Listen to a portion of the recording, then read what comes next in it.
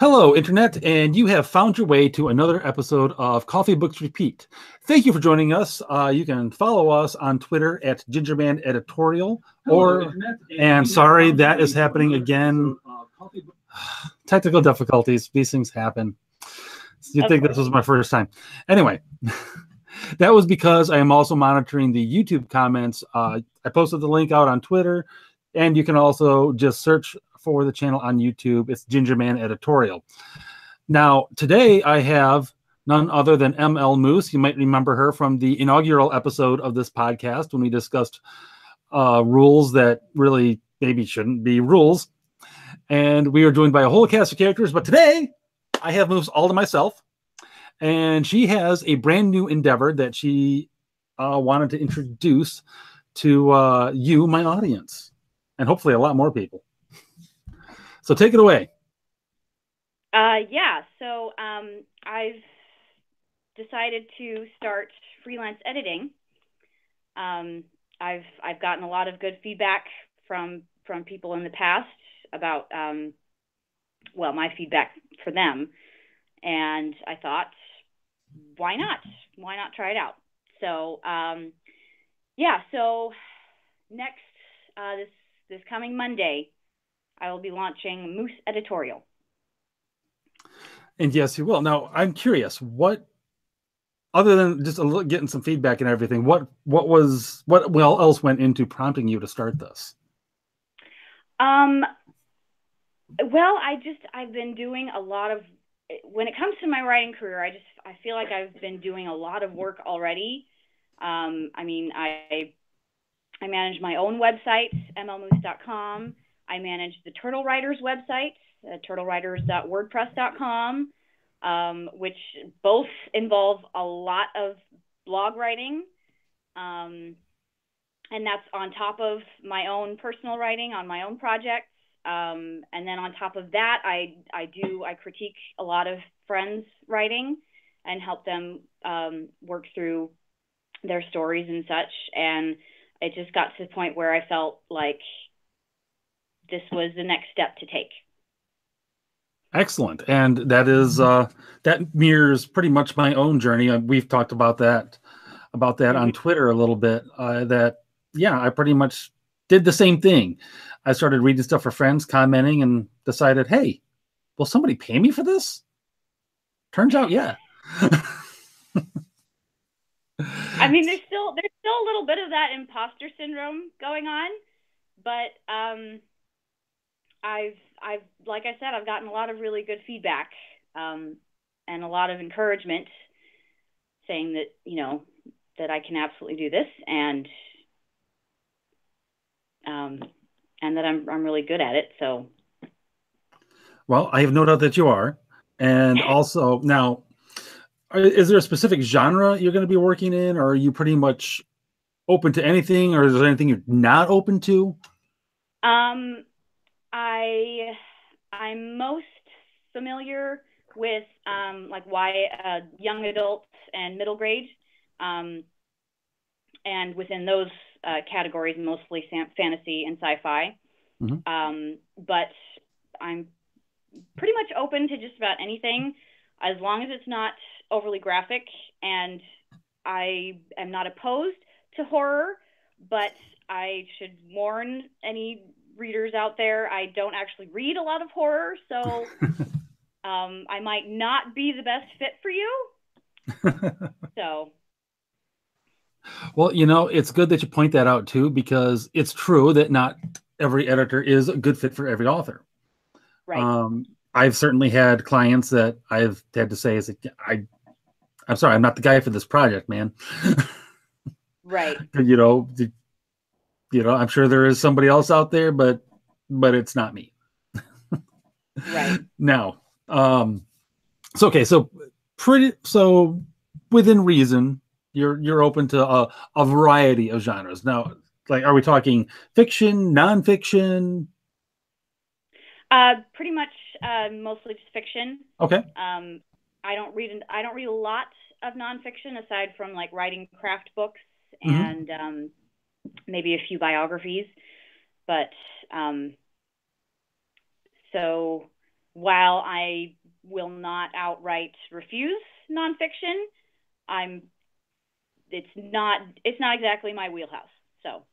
Okay. All right. Fair enough. I ask because I got into it not knowing exactly what people would wind up sending to me, and I have been sent everything. Everything from let's see here. One of the more interesting ones was a visa application for a couple looking to move from Turkey to London to start an internet business. Yeah. Wow. Everything from there to dystopian sci-fi. There you go. Yeah. You get to see you may get to see a lot of different things. And excuse me, should have muted that. Took me by surprise. What can I say? One of the things that I found interesting about doing this is I'm always learning something new because of the things that people send me. Right. Whether it's a new type of story that I haven't seen before, or it's a nonfiction thing. Like one of the things was a book called Corporate Superpower that just recently got published. It was a Ukrainian businessman, and we wound up working closely together and developing his concepts and ideas and making them, helping to translate his ideas better for an English audience. So there's another, cool. There's another fun thing you might get. You might get a lot of people for whom English is a second language. So you will likely get a lot of requests to help translate that a little bit, because even though they may speak it well, there's a different part of the brain that's working when it comes to writing, and it often shows. Yeah. But enough about all of that sort of thing. Now, of course, you're getting started. You're brand new, and I assume the website is mooseditorial.com. Is that correct? Right now it's under construction. It's under. I'm launching it from my own personal website. Okay. Just to start, so which is just mlmoos.com. Okay. All right. But if it takes off as well as I'm hoping it does, then I might look into transferring that to a separate website. Okay. And you have a whole logo and everything already associated with this. I know. I do have a logo, which I created myself on Inkspace. And it's cool.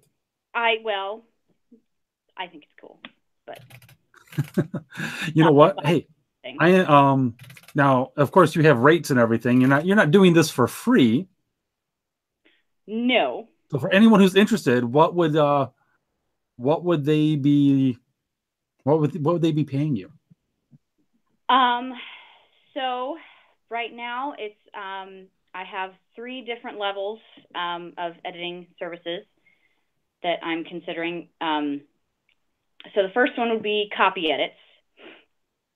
So that would be $3 per 1,000 words, and that would be strictly like grammar, spelling, sentence flow, that sort of thing. Mm-hmm. So I wouldn't necessarily be looking at like the pacing of the story or the scene flow or any of that. It's mostly just like proofreading and that sort of thing. So with that, you'd get a copy of your manuscript with like misspellings highlighted, or with misspellings and like grammar issues fixed, and then suggestions for like sentence structure and that sort of thing. Mm-hmm. And then the next level would be structural edits, which will focus on the overall story. So that would be scene flow and pacing and imagery and that kind of thing. And so with that one, you'd receive a chapter by chapter review document where basically I give my suggestions and thoughts on each chapter. Mm-hmm. And then at the end of each chapter review, there would be specific like page and paragraph notes labeled, so you know specifically which which lines and paragraphs I'm talking about. And that would be $4 per 1,000 words. And then the third and final level is developmental edits, which would just focus on like the big picture issues, like plot and character development and world building and that kind of thing. And so with this one, you get a feedback document covering each aspect of story structure.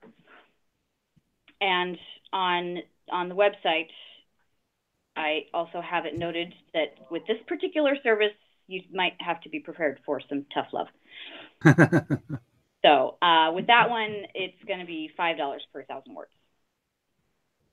And go ahead. And that's not like I'm not expecting this to be like a straight and narrow sort of a thing. Like I said, I'm just starting out, so there's probably going to be a lot of kinks to work out in the beginning.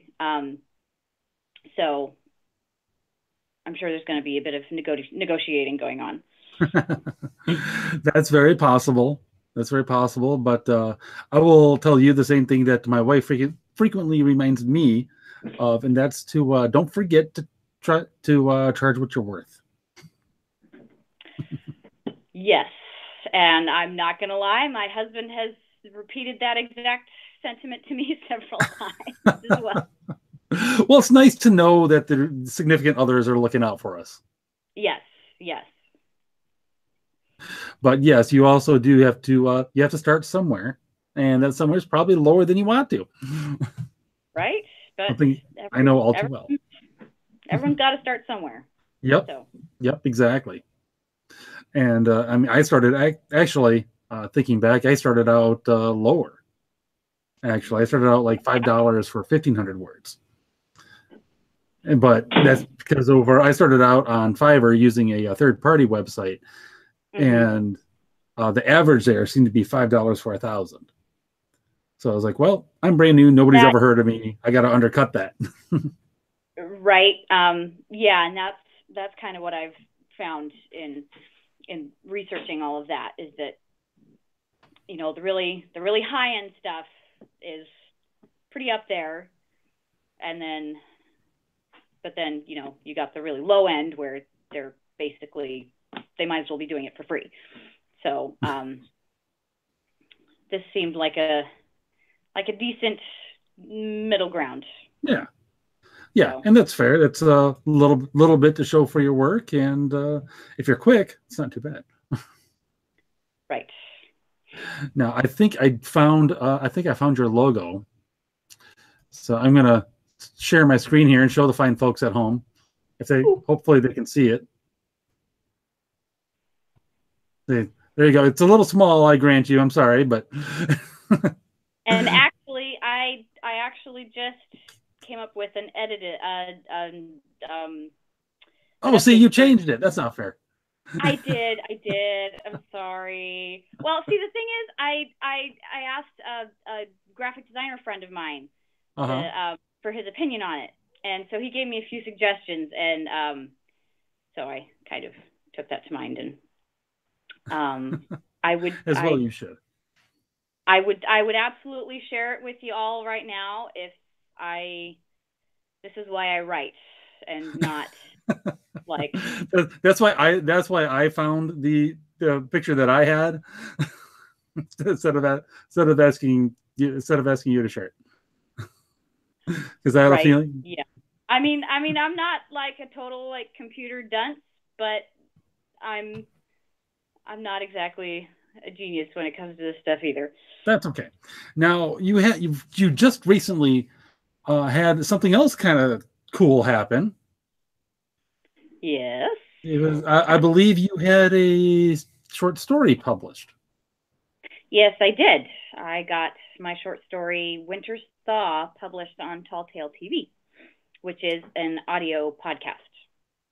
Yeah, and they do a lot of this sort of thing, do they not? Showcasing stories from currently undiscovered authors and whatnot. Yeah, they twice a week they publish audio narrations of of short fiction and novel excerpts. Yeah, and I actually listened to Winter's Thaw twice earlier today, and I really liked it. It was a very cool story. Well, thank you very much. And the guy did a really good job of presenting it as well. Now, I thought so too. I was so impressed with it. Yeah. How many times have you listened to it? Did you lose count? Can I plead the fifth? Yes, you may. Now in this story, obviously, it's for anyone who watches it. It's a fan listens to it, I should say. It's a fantasy world setting. I'm curious, is this part of another story that you've worked on, or is this its own little thing? Or does this fit into some other world you created? It's a separate story, but it's set in the same world that my novel is set in. Okay. So it fits nicely within that little world. It does. It does. Now, are the characters anyone we would meet elsewhere, or no?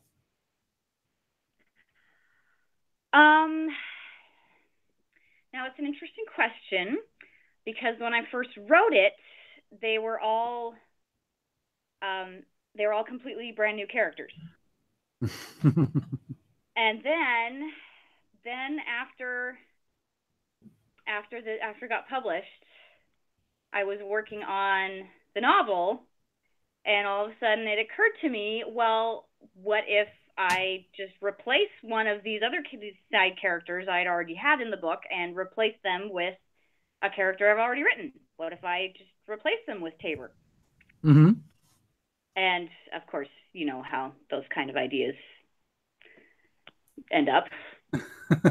They grow. I'm pretty sure that character is going to end up a lot more fleshed out than I'd originally planned for them. So you intended it to be completely separate, just happens to be in the same world, but as characters and stories do, they got away from you a little bit. They did. I mean, I'm usually pretty good about keeping my characters under control, but gosh, every now and then they just surprise you. They just wanted to they just want to pop up and be like, no, I belong here. Right? I can see that. Now, so how much can I ask you about Winter's Thaw without giving anything away about your novel? Oh, just about anything. Okay, because I'm curious about. Well, one of the things I found interesting about it as I was listening to it was that at least some of the magic, I forget, were they nymphs or fairies? Fairies. Okay, thank you. The water fairies, at the very least, have a music-based magic. Yes, all of the fairies, all of the fairies, their magic is music-based. So the way it's set up right now, there is the earth fairies, the water fairies, and the fire fairies. Okay. And so thus you have earth song, water song, and fire song. So the earth fairies can hear plants sing, and water fairies can hear water and any form of water sing, and fire fairies can hear fire sing. And that's how they make the magic work. They sing. Actually, what's funny is in an early draft, I decided that the magic system was becoming just a bit too complicated, and I wasn't going to be able to make it work. So I decided to completely rethink it, and then I met my writer group, the Paranormals, we like to call ourselves, and one of them, who was actually on the inaugural podcast episode, H. Ferry. He actually has a lot of experience in languages and that sort of thing. So it just sort of came up in conversation that I wanted a music-based magic system. And so the two of us just sort of connected, and so it's actually gotten even more complicated than just music. And it's not just music, but it's a language. Like, it's a music language. So rather than letters and words, they have melodies and jingles that mean different things. Okay, no, that makes sense. I like that. Now, Yep. where did the idea come from? The inspiration for a music-based magic system at all? You know, wow, that goes. I've been working on this particular project for several years, so that's one of those questions that kind of I have to dig back in the early years when I was first working on it. It's not something you see every day, and I've only come across anything like that a couple of times.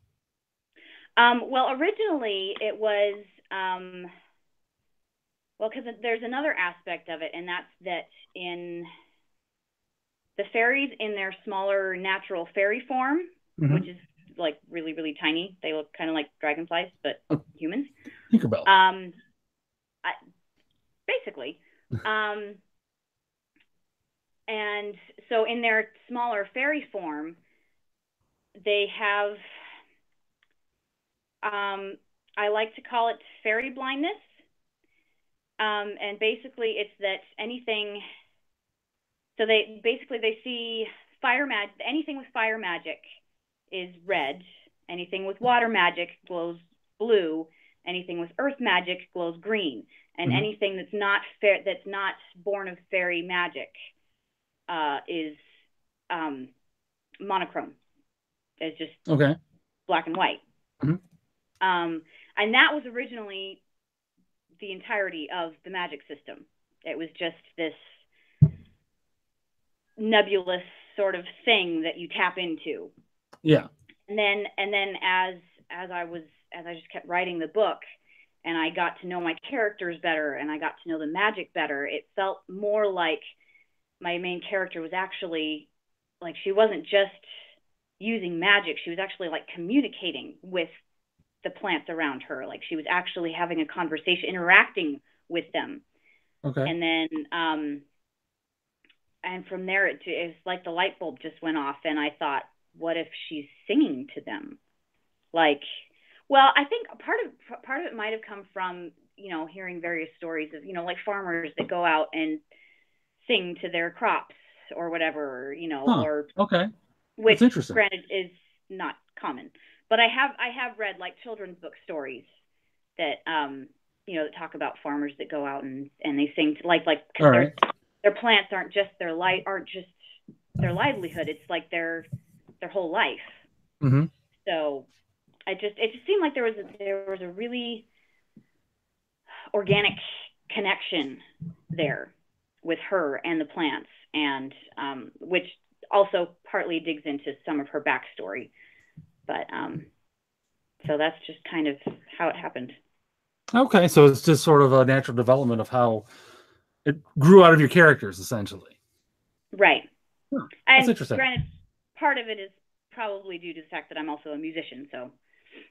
Oh yeah, I forgot about that, actually. Yep. Okay, for the people at home, what do you play? I play the violin. I've been playing for a little over 20 years. And I can play the piano, but I don't like to say I do play the piano because I really don't know what I'm doing. I just sort of fiddle. So. All right. And I sing. So. And you sing. Okay. And I sing, yes. Well, there you go. Hey, you know what? There's a vibrant freelance market out there for people doing jingles and such. Just saying. Oh! I can sing and I can play music, but writing music? Oh no! I've tried writing music a few times, and I am awful. I am truly terrible at writing music.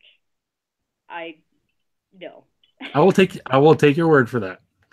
I have little room to judge. I've never so much as tried writing music, and no one wants to hear me try to sing.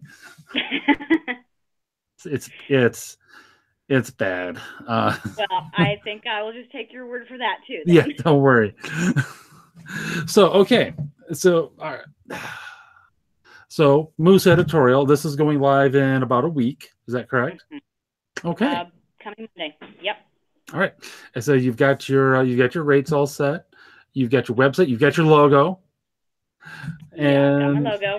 And you're ready to go. Now, do you have in mind how much you're gonna try to do? You're gonna try to develop this part-time as a full-time thing? Probably just a part-time thing. I am also a mother of 2 young boys who are currently really kind of frustrated that they can't come into the office right now. So yeah, I'm just gonna stick to part-time right now. Don't want to overload myself. So that is good. Well, and not only that, but if I want to make sure I'm doing each project justice. I want to give each project the time that it really deserves. Because yep. if I'm not putting 100% into each project, then you're not getting your money's worth. No, that is exactly right, and it's good that you've already thought about that, because yeah, it's easy to find yourself in that situation once you kind of break the seal and get a few reviews under your belt. People will start coming to you more frequently, and before you know it, you'll be so busy you will have nothing else to do. Yeah. So it's good. You've already given thought to that. That is fantastic, which means you're in a better place than I was when I started. Well, I try. Well, all right. Honestly, if not for your encouragement, I would probably still be waiting to launch this for another 3 months, because I do have a tendency to overplan. And sometimes well, I just kick in the butt to just get it done. Good. I'm glad I was able to help get you started in whatever way I was, because you're going to do great. I have no doubt about it. And so, Moos, unless you have anything else you would like to share with the audience. Aside from letting everybody know about the Turtle Riders that has been yes, going please do. for a while as well. Yeah.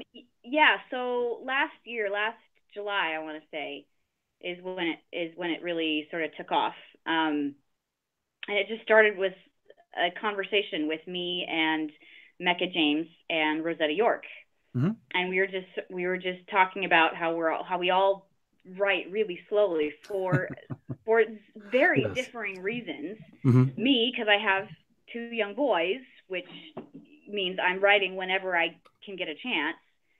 And for me and Rosetta, at least, actually all 3 of us have a really bad tendency to edit while we write, which really slows you down. It's tough. It's tough. It's a constant. I have to constantly chant to myself, just get it written and fix it later. Just get it written and fix it later. And so it was just sort of a joke that Mecca threw out. Hey, we even got a hashtag, Turtle Riders. Hey, look at that. We've got a club. And then within a week, there were so many different writers all just jumping on board with this whole Turtle Riders thing. And then a month later, there were so many people just, oh my gosh, yeah, I'm a slow writer too. That's a real thing. I don't have to pretend I'm churning out all of these massive word counts all the time. And so at that point, we're like, okay, this is a big thing. And it's not just that it was getting popular, but it was more that it seemed to be,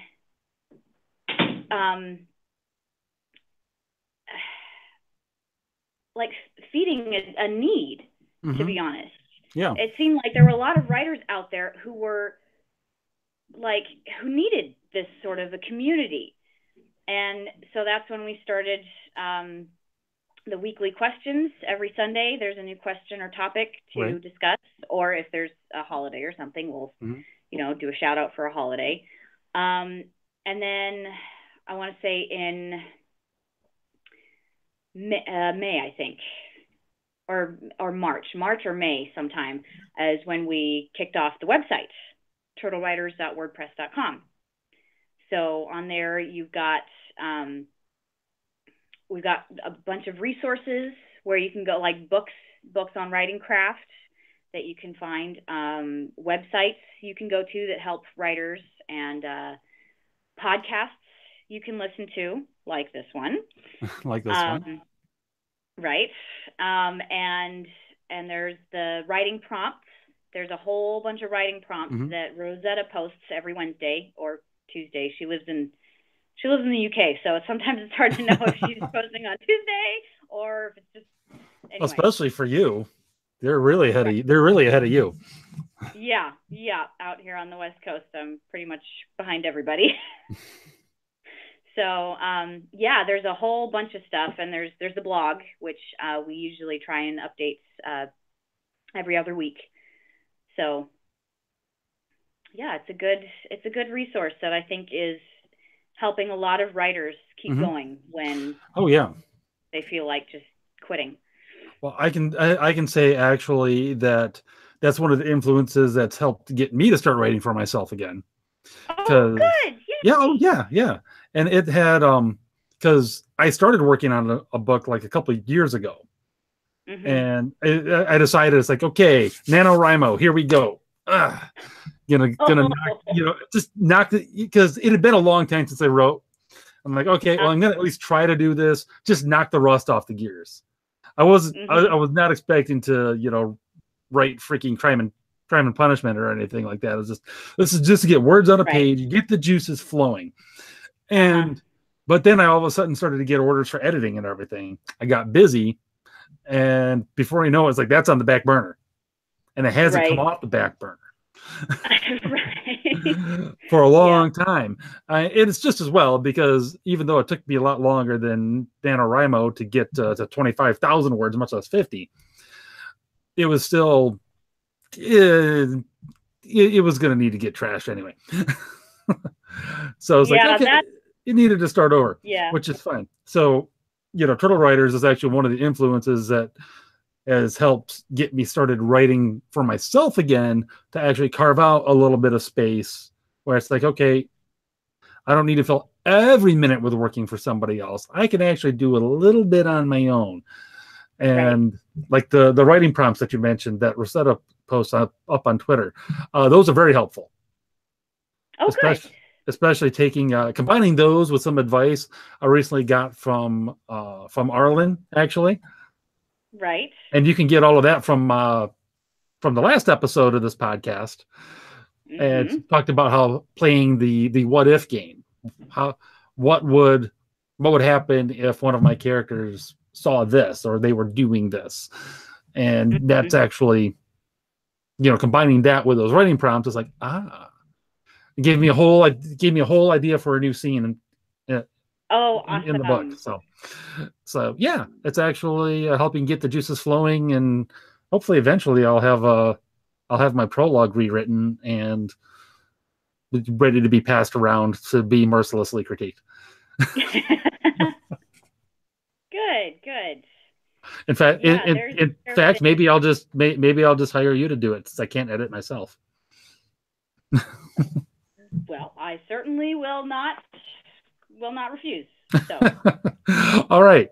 Well, hey, if you had anything else, any other projects or anything going on that you wanted to talk about, or anything before we sign off? Nothing I can think of at the moment. If you want to get in touch with me, you can email me at mlmoosauthor@gmail.com. And how else can people find you? I am on Twitter at mlmoos, at mlmoosauthor, and I am on Facebook at mlmoos as well. All right, now everybody, go out there and in about a week, when she gets it launched, hire Moos, get her some business. I know I'm promoting my competition right now, but that's okay. There's plenty to go around. So good. Follow Moos I at the am places. immensely grateful for the recommendation. So. And you were very welcome. So follow Moos at all the places as she said. Follow me at Gingerman Editorial on Twitter. And you can email me at gingermaneditorial@gmail.com.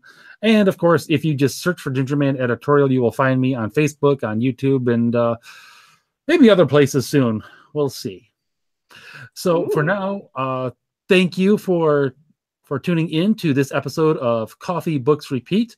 We'll be live again on Friday. Actually, I have an interview with Dragon Award-winning author Brian Niemeyer. I hope I'm pronouncing that right. Author of the Soul Cycle series. So tune in for that this coming Friday. It's going to be pretty darn cool. And until then, I've looked into his books and they sound really, really good. Oh yeah, they're amazing. They're a lot of fun in a horrible, sadistic sort of way. All right, and on that note, keep your coffee handy and keep on writing.